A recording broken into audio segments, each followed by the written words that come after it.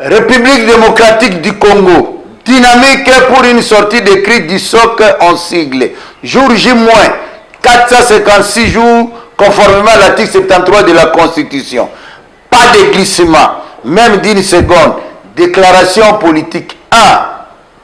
La République démocratique du Congo, notre pays, connaît actuellement une situation de guerre lui imposée par le Rwanda sous le label du M23, jadis battu et défait en 2013, mais ressuscité ce jour par les pouvoirs en place à travers les accords de capitulation signés avec le Rwanda dans les domaines militaires, sécuritaires, économiques et commercial.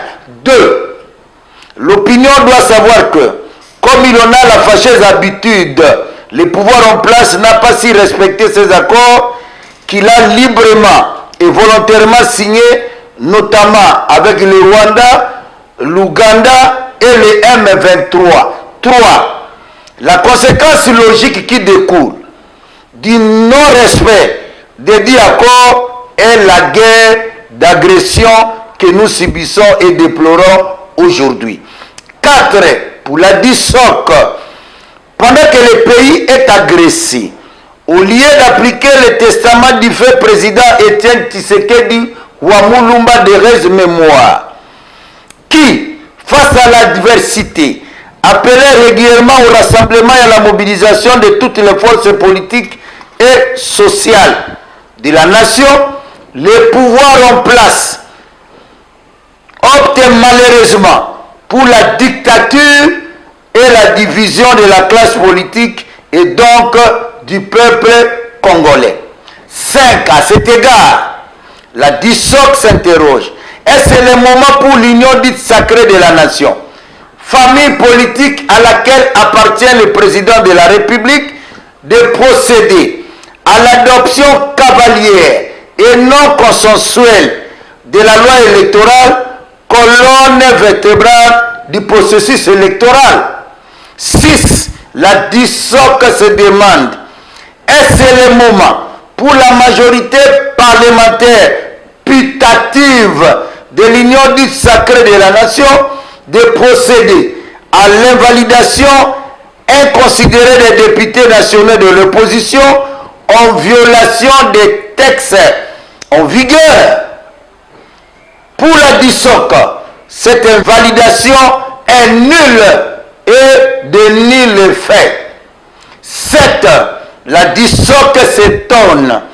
Est-ce le moment pour l'État congolais de sponsoriser un méga concert pour une prétendue réconciliation de Wenge Buzika le 30 juin 2022, date historique et mémorable pendant que le pays est en deuil au regard de la guerre qui sévit dans la partie est de la République? 8. La DISOC s'inquiète. Est-ce le moment pour la famille politique à laquelle appartient le président de la République de réveiller les démons de la xénophobie, du tribalisme et du sectarisme? 9. La DISOC cherche désespérément à comprendre.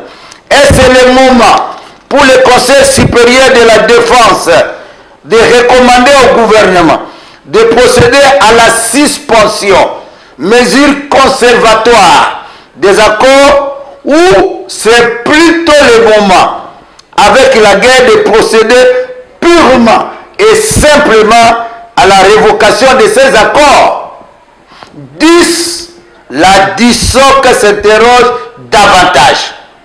Est-ce le moment pour le pouvoir en place et ses militants d'opposer le peuple congolais au peuple rwandais à cause des faiblesses et des travers de leadership dans leurs chefs respectifs, alors que ces peuples sont condamnés à vivre côte à côte en tout état de cause?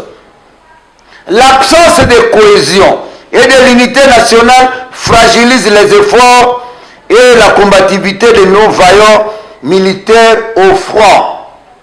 Enfin, la DISOC apporte tout son soutien aux forces armées de la République démocratique du Congo. Aluta continua, Victoria Acerta. La lutte continue, la victoire est certaine. On peut tout nous empêcher, sauf nous interdire de réfléchir. Faites à Kinshasa, le 19 juin 2022, le coordonnateur de la DISOC, Jean-Pierre Lissanga Bonganga, président national de la Convention chrétienne pour la démocratie. Nous avons dit et nous vous remercions.